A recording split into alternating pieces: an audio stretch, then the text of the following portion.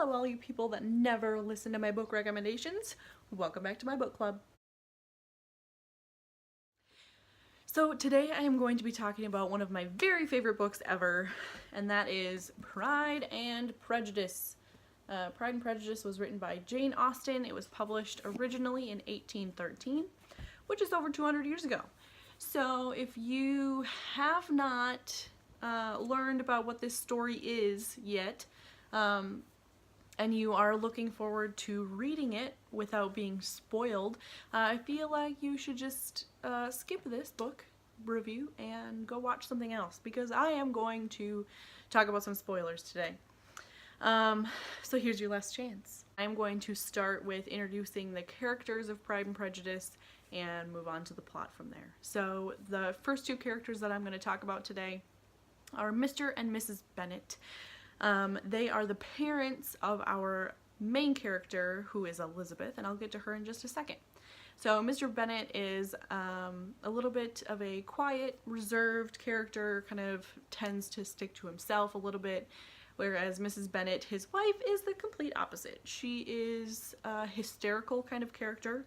The best way to describe her, I think, would be brash. She's unapologetic. She is very determined, and the thing that she is determined to do, and she doesn't care how she gets to finish this goal, is to get every single one of her 5 daughters married. And the reason that she needs to get all 5 of her daughters married is because the house that they live in is entailed to the next male heir of, or the next closest male heir to Mr. Bennet, which in this case is not his 5 daughters because they are all girls. So let's meet the Bennet sisters. There are 5. So at the very top we have Jane and Elizabeth. They're very similar to each other. They are very intelligent. They are very they're like their dad, where they are a little bit more worried about what people think, you know, making sure that they have a good reputation around town. And in this time period, it's very important to have a good reputation. In the middle, you have Mary, who is kind of the least well-known sister, just because she's very quiet, bookish. She is kind of the black sheep of the family. And on the bottom you have Kitty and Lydia. So Kitty and Lydia are very much like their mother, where they are, again, very brash, they are very hyper, energetic, and they do not care what their reputation is. They are boy crazy, and they do not care what people think about them. They're just going to go out and make fools of themselves and worry about it later. And that's going to be an issue as the story progresses. So the first thing that kind of happens in this book is that there is a rich man who moves into their neighborhood. His name is Mr. Bingley. Mr. Bingley is traveling with a party of people, including 2 of his sisters. The older sister is Mrs. Hurst, and the younger sister is Caroline Bingley. Mrs. Hurst also brings along her husband, who we learn is not of very much substance. He's more stylish than he is intelligent, and so he's not really a main character at all. Neither is Mrs. Hurst.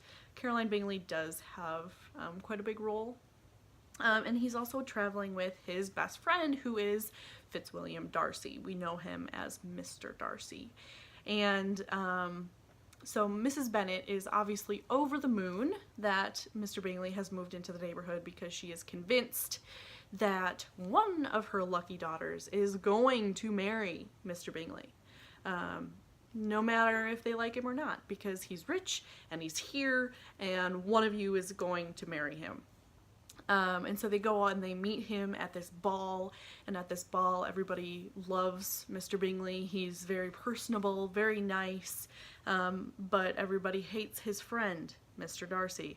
Mr. Darcy comes off as being very proud. He's not very personable. He's kind of cold and reserved, and Elizabeth immediately does not like him.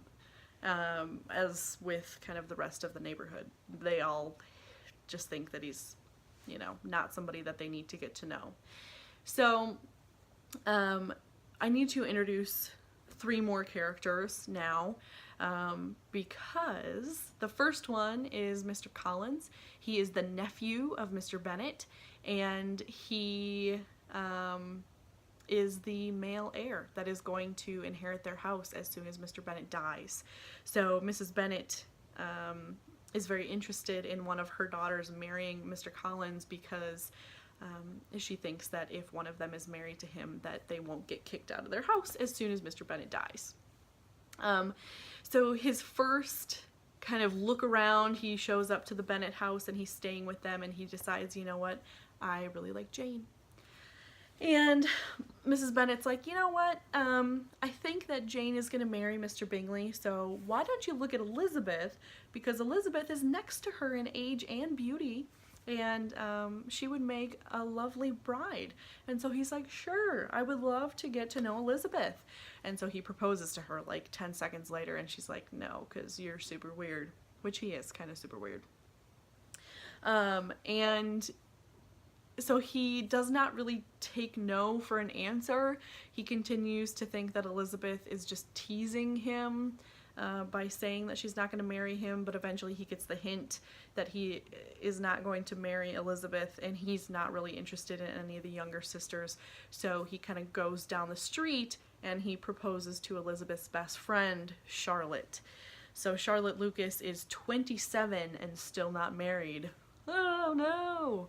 And her family is very worried that she is not going to get married. So when Mr. Collins shows up and he's like, any interest in marrying me? She's like, yes, I will marry you because I'm desperate. So he goes ahead and kind of starts to woo Charlotte. And in the meantime, a new guy comes into Elizabeth's life. His name is Mr. Wickham. And Mr. Wickham is in the army. And Elizabeth kind of starts to like him, and he kind of likes her back, and they, you know, see each other occasionally, and Mr. Wickham starts telling Elizabeth the things that he knows about Mr. Darcy, which is kind of a lot, because, oh no, Mr. Wickham and Mr. Darcy grew up together at Pemberley, which is Darcy's family home. And Mr. Wickham tells Elizabeth all these terrible things about how Darcy wronged him in all of these different ways, and Elizabeth believes him 100% because she already doesn't like Darcy. So anytime somebody tells her something bad about Mr. Darcy, she's like, well, yeah, because he sucks. So anyways, she and Mr. Wickham kind of hit it off a little bit, and one of the things that comes next, that's one of the first conflicts of the movie, is that Mr. Darcy overhears Mrs. Bennet at a ball saying that she very soon expects that Jane and Mr. Bingley are going to get married, and that it's such a relief, and that he's very rich and all this stuff. And Mr. Darcy does not think that that's very cool, and so he's like, hey, listen, Bingley, this lady is bananas, and she just wants you to marry her daughter because you're rich.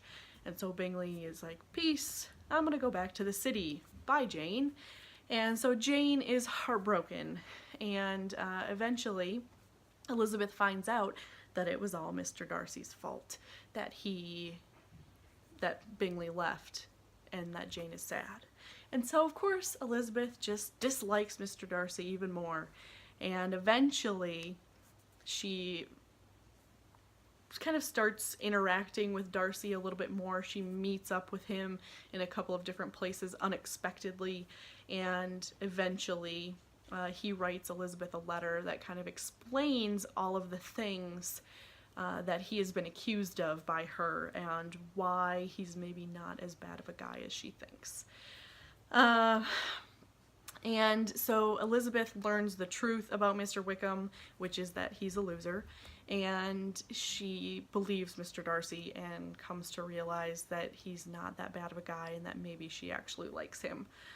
And in the end, Lydia eventually she marries, but Lydia runs away with Mr. Wickham, which in this time period is very bad, because if you're running away with somebody before you're married, that's like... Chester? Mrs. Bennet is super distraught because if Lydia ruins the name of the entire family, then nobody else is going to get married, and what is she going to do? But eventually Mr. Darcy fixes everything, and Lydia and Wickham get married, and eventually Jane and Mr. Bingley end up together.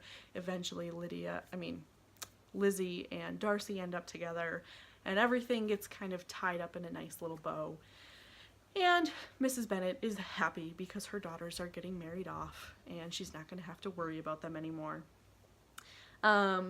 This book is one of my favorites. It is a classic book, so there are some spots in there where there's a lot of detail but not a lot of action, which kind of turns some people away from these kinds of classical books just because they are a lot more about the substance and a lot less about the action. But there are continually a lot of very important things that happen that eventually lead to the end. So I would say that it is something that I think everybody should read at some point in their lives.